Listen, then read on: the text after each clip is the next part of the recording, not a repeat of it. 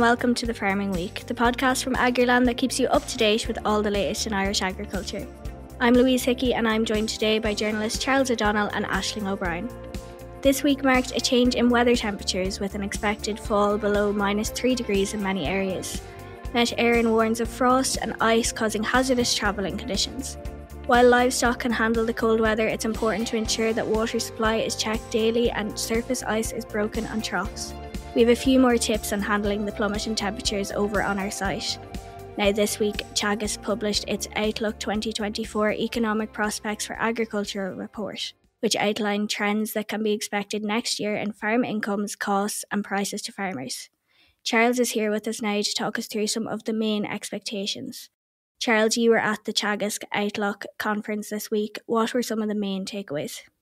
Thank you, Louise. Well, yes, as you said, the Teagasc Outlook report for 2024 was released this week, and delves into the different sectors of the agricultural sector.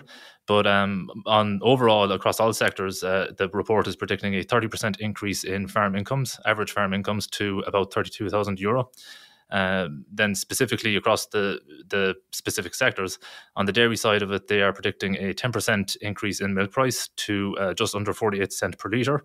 And on the back of that and decreased input costs, margins in the dairy sector are expected to increase by 46% to around €86,000 compared to 2023. And now we can hear a clip from Teagasc's Emma Dillon speaking about the dairy sector at the launch of the report this week.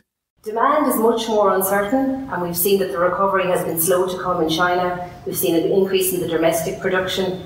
So overall, I think a modest improvement in prices is anticipated in 2024. So some stabilisation. And what will that mean for Ireland then? Well, it's very difficult with any certainty to actually look towards a milk price for 2024, but we are forecasting that it will increase by about 10% on average, to an average price of about 47 cents per litre, actual fat and protein. The Irish production volume we're forecasting will remain relatively stable, but that our production costs will remain elevated in 2024. So then moving on to the cattle sector, which is for the purposes of the report is divided into two sectors: the cattle rearing sector, which is refers to suckler farmers, and the cattle other sector, which largely refers to finishers. Prices for young cattle and for finished cattle are expected to increase by about 3%. And on the back of that increase, average incomes are expected to rise by around 12% on cattle rearing farms to around €11,500. And on cattle other farms, the incomes are expected to increase by 8% to just over €20,000. Moving on then to the sheep sector, and lamb prices are expected to be largely unchanged next year, while the production costs are set to decrease slightly. On the back of that, average incomes on sheep farms is expected to increase by around 8% to €18,300. Then on the tillage side of things, cereal prices will be marginally higher and yields are going to increase as well.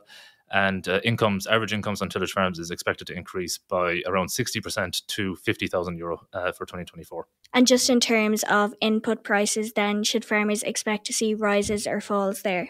Well, generally speaking, they're expected to see decreases in input prices, which will obviously be very welcome to them. The reductions in a lot of inputs, which we've seen kind of in the latter part of this year, is set to continue into 2024. There'll be a fairly significant decrease for fertilizer prices as an input, and then smaller decreases for energy and for fuel. Elsewhere, other overhead costs will kind of remain unchanged, but it's expected and hoped that as general inflation across the economy eases, then these costs will also ease in line with that. Thanks for that, Charles. Now, Aisling, several hundred farmers attended the Irish Cattle Breeding Federation meeting in County Leitrim this week to discuss the new Beef Eurostar evaluations. Obviously, last week we covered a protest at the National Beef Conference over changes to the beef indices. How was the meeting this week, and what was the general mood like for farmers? Yes, Louise, I suppose you could say it was a mood of concern, frustration and anger at some points during that meeting in the Bush Hotel in Carrigan-Shannon in County Leitrim. It took place actually on the evening of the implementation date of the new beef Eurostar valuations, which was last Tuesday. Now, the previous review of the beef breeding indices took place back in 2015, so it has been quite a length of time since we have seen these indices being evaluated and redrawn, so to speak. So according to ICBF, the whole point of these changes is to result essentially in slightly lighter but more fertile cows, maybe easier calving in some cases, shorter gestation and less calf mortality as well. And the Federation also said that the changes should result in improved bovine TB resistance, lower feed intakes and earlier finishing ages. Of course, those earlier finishing ages are something that we have seen referenced as part of our climate action goals as well. So as you said, several hundred farmers attended this meeting. It was chaired by Leitrim IFA County Chair Liam Gilligan. And many farmers present raised the issue of the new Eurostar evaluations. The meeting was told that 84% of animals that are 4 and 5 star on the current indices will remain 4 and 5 star in the new evaluation. And from a suckler carbon efficiency program or SKEP perspective, all existing genotyped 4 and 5 star animals will remain eligible for the program in their current herds. Now, many farmers did express their anger over the poor communication they felt by ICBF in advance of these changes coming in. And I think that's what boiled over on the floor at the meeting. And there was like a noticeable amount of frustration that the changes had been made after farmers had signed up to SKEP. And the ICBF CEO, Sean Coughlin, addressed the meeting and he said he understood that suckler farmers feel like they're getting a kicking from all sides, essentially. But he said that, you know, looking at these changes as a conspiracy was not true. And the Irish Beef and Lamb Association, the IBLA chairperson, Jerry Pilkington, was at the meeting as well.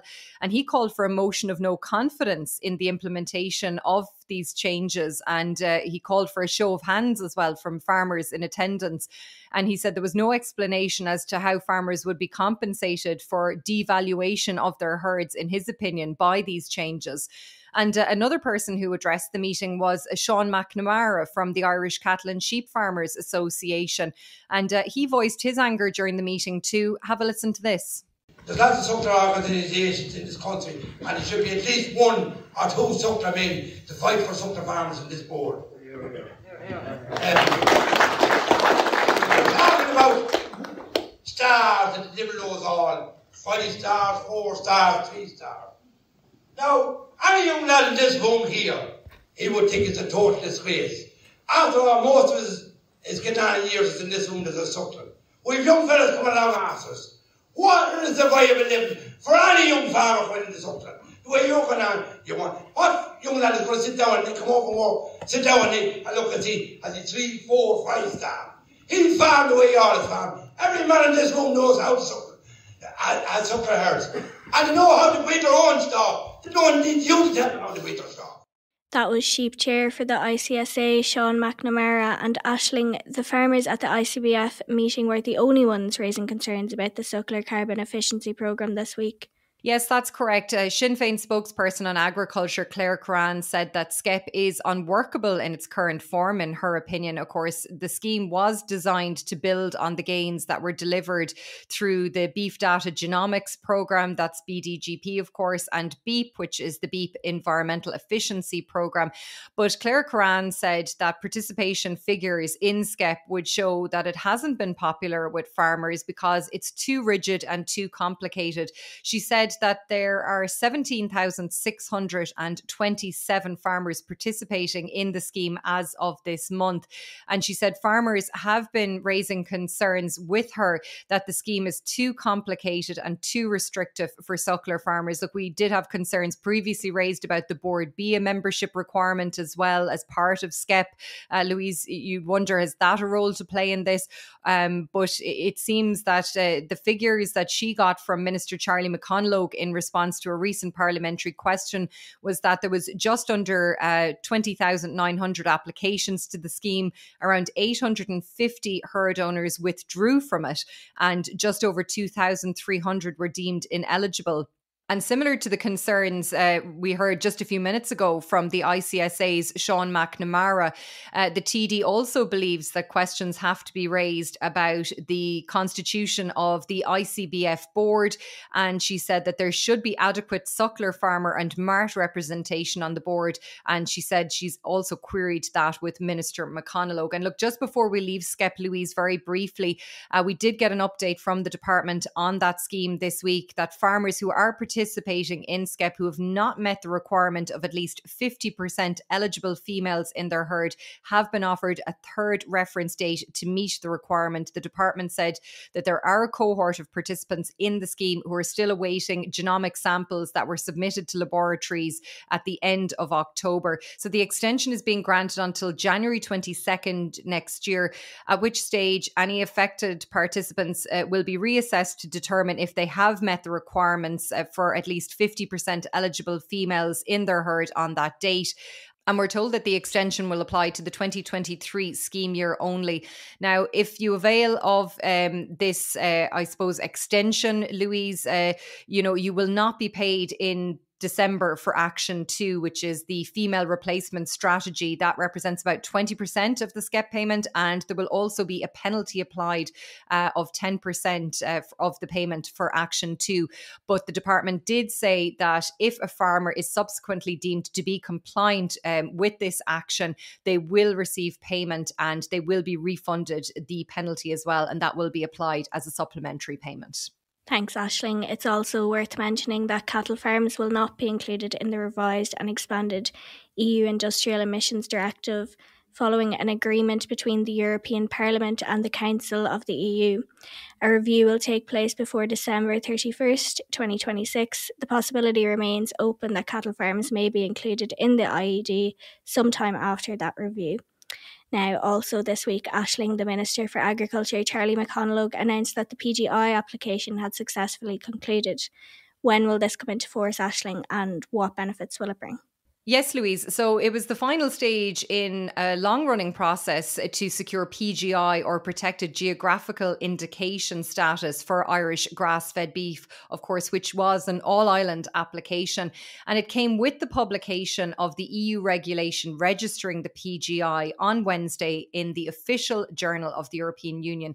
And it means that the PGI status will officially come into force 20 days following this publication. Now, the Minister said that securing PGI status for Irish grass-fed beef will help differentiate that product in key markets due to its exceptional quality and sustainability as well.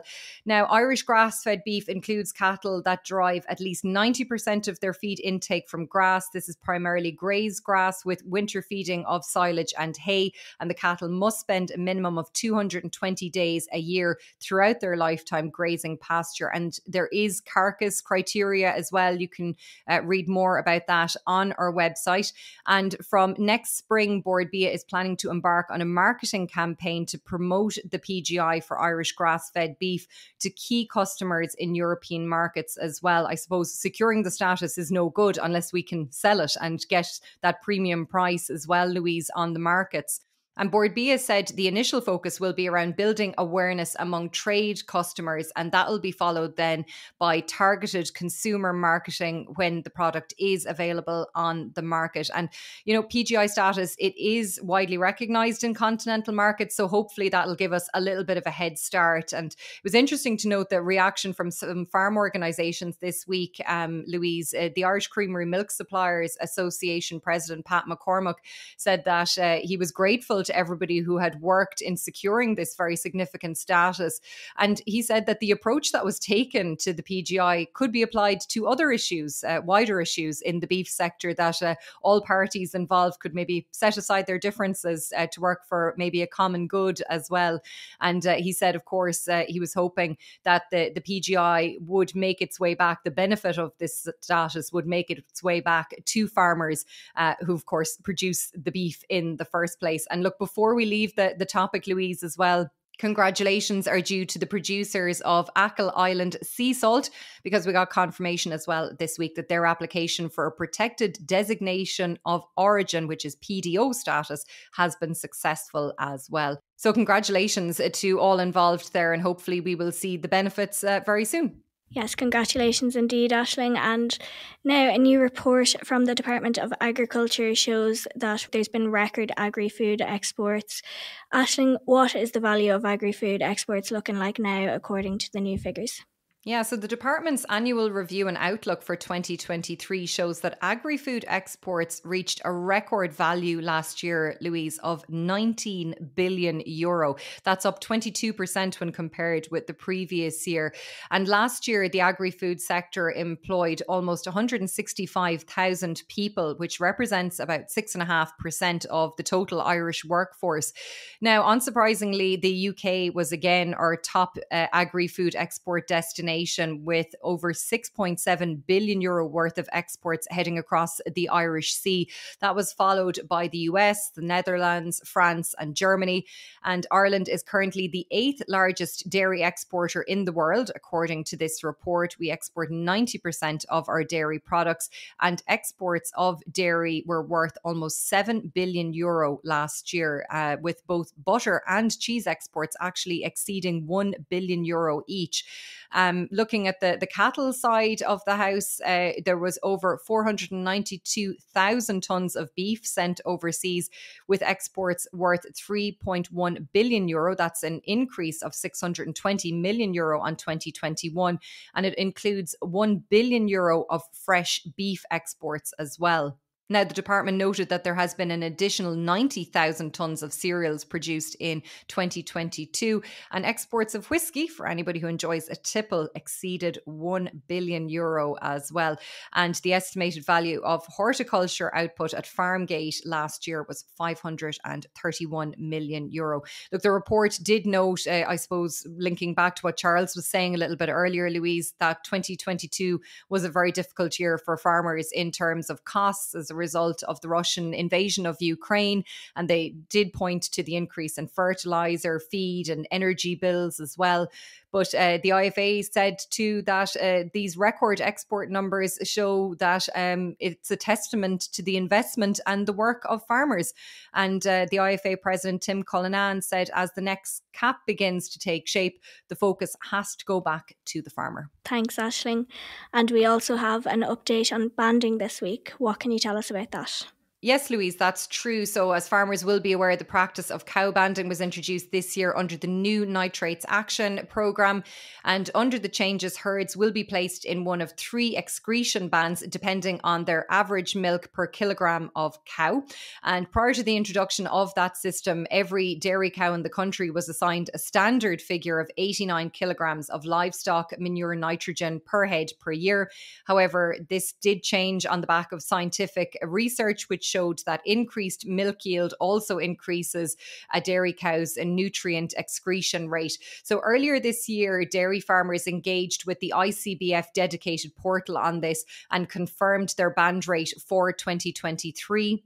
And we previously reported here on Agriland that some 92% of dairy farmers did declare a band rate for this year. However, the department did note that reduced volumes of milk this year have resulted in some farmers seeking to amend their selected options. And this has resulted now in the ICBF portal being opened up again until December 31st of this year to allow farmers, if they so choose, to select a different option. So the department said that in the vast majority of cases, farmers aren't required to do anything. But if you do want to have a look at this, if you feel that maybe milk yield might have changed for you this year, we've had very harsh weather conditions out there and some farmers have been impacted by that. So if you want to make some of those changes, you can log on to the ICBF portal. We have more questions and answers about this on Agriland, so check those out as well. Yes, and we also had an update on the requirement for whitethorn planted under acres. What's the new update, Aisling? That's correct. So DAFM issued a circular to agricultural advisors which removed the requirement for whitethorn planted under acres to be of Irish provenance or origin. They said the decision had been taken because there was heightened demand out there for hedgerow plants in recent months. That's all led to a shortage of native whitethorn. And the department said the change only relates to whitethorn species only. It doesn't apply to the other 7 species which are listed under the hedgerow action in acres. So DAFM said that the amendment will apply to both tranches of acres. So if you are planting hedgerows as part of your acres actions, the requirement for native whitethorn has been removed, but all others do have that requirement still. Thanks, Aisling. Now you can find out more about that story over on Agriland, along with one of our most popular stories this week, which was that a Belgian blue weanling made €21,500 at the Carrick Winter Fair. This heifer had won first in her class, Belgian Blue X Female Calf 450 kg or under. Auctioneer Eamon Gaffney dropped his hammer to a huge round of applause from the audience. Now I'm afraid that's all we have time for on this week's episode of The Farming Week. We will have updates on Agriland.ie from COP28 as it gets underway this week in Dubai. But for now, thank you for listening. Please don't forget to rate, review and follow The Farming Week on Spotify, Apple Podcasts or wherever you get your podcasts. We'd love if you could spare some time to give us 5 stars or share it to anyone who might be interested. All the best for the week ahead from myself, Aisling and Charles.